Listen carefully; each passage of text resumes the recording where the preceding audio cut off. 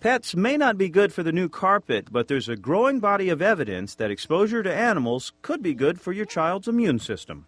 Traditionally, years ago, we thought that people who had pets, or especially as a young kid, they actually developed more allergies.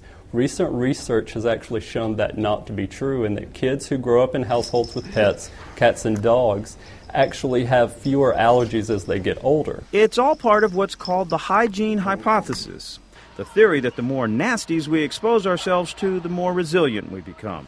The idea is gaining popularity because in spite of what some view as a fanatic trend towards staying clean and germ-free, incidents of allergies are actually on the rise.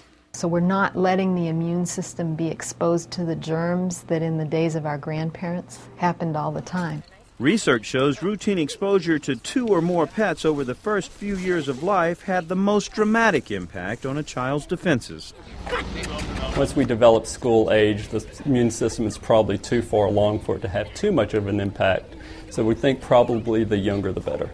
Will early pet exposure work for asthmatics? Unfortunately, studies do not show any benefit, but researchers continue to investigate.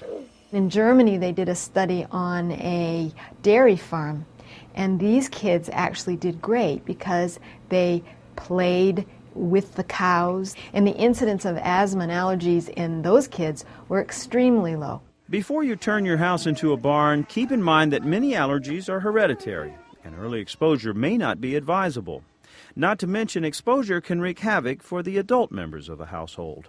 Well, the parent may end up having to move out because they can't cohabitate with a cat or a dog in their house. So it's not necessarily a practical solution. Experts stress that while you're letting your child hug and kiss their furry pals, you should remain vigilant about good hygiene. Still thought to be a major reason life expectancy has increased so dramatically over the past century in the developed world. For WebMD, I'm Damon Maharg. Oh, thank you for cleaning my hand.